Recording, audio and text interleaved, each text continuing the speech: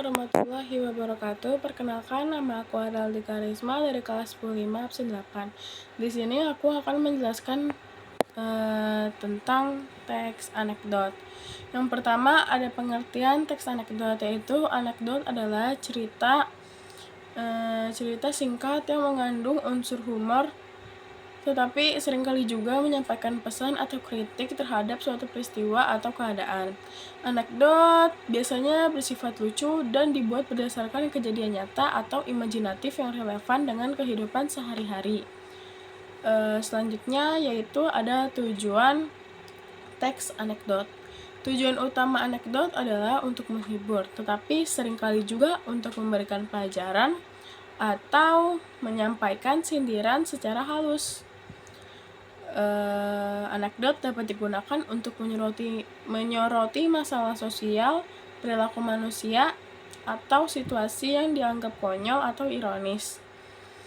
Selanjutnya ada ciri-ciri teks anekdot. Ciri-ciri teks anekdot yaitu yang pertama ada singkat dan padat, yang kedua mengandung humor, yang ketiga berfokus pada kejadian atau situasi tertentu, yang keempat terkait dengan kejadian nyata atau pengalaman pribadi, yang kelima biasanya diakhiri dengan punchline yang mengejutkan atau lucu. Selanjutnya yaitu jenis-jenis teks anekdot. Yang pertama ada anekdot lucu, yaitu fokus pada hiburan semata. Yang kedua ada anekdot sindiran, yaitu mengandung kritik sosial atau politik. Yang ketiga ada anekdot inspirasional, yaitu yang memberikan pelajaran hidup atau motivasi. Selanjutnya adalah anekdot historis, yang berdasarkan peristiwa sejarah atau tokoh terkenal. Selanjutnya adalah struktur teks anekdot. Yang pertama ada abstraksi, yaitu bagian yang memperkenalkan tema atau latar belakang cerita.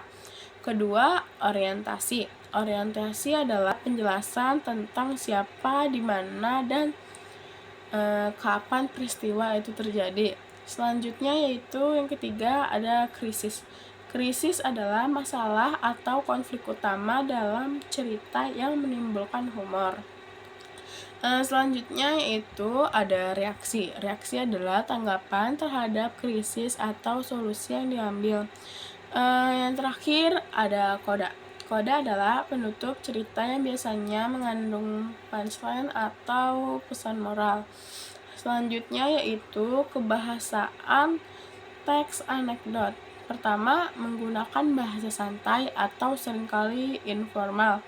Kedua, ada penggunaan majas, terutama majas ironi dan majas hiperbola. Selanjutnya, menggunakan kalimat singkat dan efektif. Habis itu, mengandung dialog atau percakapan singkat yang memperkuat humor. Yang terakhir adalah contoh anekdot. Judul yang aku ambil di sini adalah antrian panjang di bank.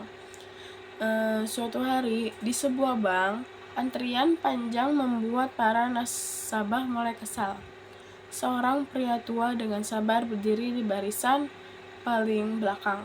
Setelah menunggu lama, akhirnya dia maju ke teller. Dialog mulai. Pria tua, antreannya panjang banget ya mbak. Teller membalas, iya pak, maaf atas keterlambatannya. Pria tua pun membalas lagi, tidak apa-apa, untung saya bawa bekal nasi bungkus. Teller pun terkejut lalu membalas omongan pak tua, oh memang bapak makan di sini?